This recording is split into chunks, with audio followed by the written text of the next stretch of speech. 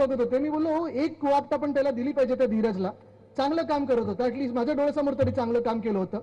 त्याला कॉप दिवा, चांगला एक काम करणारा मुलगा, तरुण मुलगा पुढे येईल. जे रडारड सुरू केलेली आहे मातोश्रीमध्ये की नाही साहेब तुमचा विश्वास नाही, मी राजीनामा देतो, मी असं करतो. अरे मी बोललो जाऊ देव, तुम्ही ठेवा ते कॉप तुमचं, तुम्हाला लख लाभो. तसंच अजून एक मला वाटतं इकडचे आता जे मला हल्ली शिव्या देत असतात, आपल्यात काही वर्षापूर्वी आले होते, त्यांना तिकीट द्यायचं होतं, शहरातलं तिकीट त्यांना द्यायचं होतं. उद्धव साहेबांनी ठरवलं चला त्यांना तिकीट देऊया. मी पाहिलं एकदा उद्धव साहेबांसमोर हे पण रडतात ते पण रडतात, एकामेकांशी परत रडारड. एवढंच काय, कल्याणमध्ये तर ते नाटक सगळं केलं होतं ना, मांडीला मी बसू शकत नाही आणि म्हणून अरे बापरे, मी बोललो काय प्रकार आहे, काय प्रकार आहे. आणि 20 मे 2022च्या दिवशी पण वर्षा बंगल्यामध्ये पण येऊन उद्धव साहेबांसमोर असेच रडले होते की मला तुम्ही ह्याच्यातून वाचवा, मला भाजपा आत टाकेल, मला जेलमध्ये टाकेल, आता जेलमध्ये जाण्याचं वय नाही, अमुक नाही तमुक नाही. बरोबर 1 महिन्यात ते गेले भाजपामध्ये, पक्ष चोरण्याचा आपला पूर्ण प्रयत्न केला आणि घटनाबाह्य मुख्यमंत्री म्हणून आज अवकाळी सरकार आपल्या डोक्यावर बसवलेलं आहे. पण आज सवाल हा आहे तो, सगळं काही तुमच्याकडे असताना तुम्ही रडत आहात. सगळं काही वरपासून खालपर्यंत सगळे यंत्रणा तुम्ही तुमच्या हातात घेतलेली आहे. पोलिसांना तुम्ही वापरताय आमच्या सामान्य नागरिकांना, आमच्या सामान्य शिवसैनिकांना छळण्यासाठी. ईडी, आयटी, सीबीआयचा पुरेपूर वापर करत आहेत, दादागिरी करत आहेत. काल तर एक तो कोल्हापूर मधला गद्दार गुंड ज्याने एका मुलीच्या घरात घुसून तिच्या आई वडिलांना मारण्याचा प्रयत्न केला, तिला मारण्याचा प्रयत्न केला, त्या गद्दार गुंडाचे 50 फुटाचे होर्डिंग, वंदने हिंदू सम्राट बाळासाहेब ठाकरेंपेक्षा मोठे होर्डिंग कटआउट त्यांनी तिथे लावले होते. क्षीरसागर त्याचं नाव. हे असं यांचं राज्य चाललेलं आहे. मी जेव्हा कल्याणमध्ये चाललो होतो, ज्या दिवशी आपल्या ते अभिषेक घोसाळकरला गोळी मारून ठार मारलं गेलं, त्या दिवशी राजन विचारे साहेब आणि मी गाडीत होतो आणि आम्ही तेच होर्डिंग्स बघत होतो, जिथे जिथे त्यांना वाढदिवसाच्या सगळ्या शुभेच्छा दिल्या होत्या. एक पण असा व्यक्ती नव्हता त्या होर्डिंगवर जो सामान्य चांगला नागरिक असेल किंवा त्याचं काम चांगलं असेल. प्रत्येक जण एक तर कॉन्ट्रॅक्टर किंवा गुंड, कॉन्ट्रॅक्टर नव्हतं गुंड, ही गुंडांची फौज त्यांनी त्यांच्या मंत्रालयात रील बनवण्यासाठी सोडलेली आहे आणि हेनाच आता पोलिसांना सलाम करायला लावत आहेत.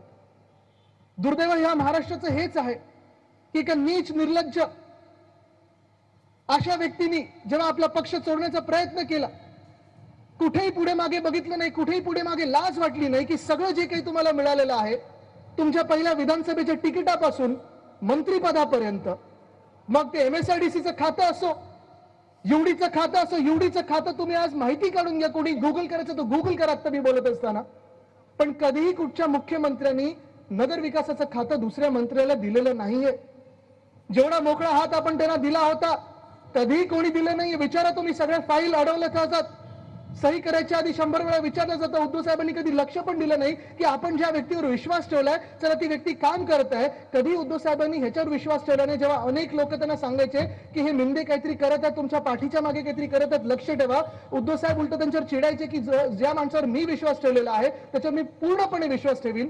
पण दुर्दैव ह्या माणसाचं एवढंच आहे, या आपल्या राज्याचं एवढंच आहे की आपल्यामध्ये अशी पण काही लोक होती की हा विश्वासघात आता मी ठरवून केला आणि एवढा घाणेरडा विश्वासघात केला, एवढा घाणेरडा प्रकार जाऊन केला की आपण कधीतरी विश्वासही नाही ठेवू शकत की अशी व्यक्ती ही अशी आपल्या आसपास असू शकते. आज महाराष्ट्रामध्ये आपण पाहतात की उद्योगामध्ये गेल्या 2 वर्षामध्ये, गेल्या 2.5 वर्षामध्ये एक पण नवा उद्योग हे आणू शकले नाहीयेत. आणला नवीन, कधी ऐकलं तुम्ही उद्योग आलेला?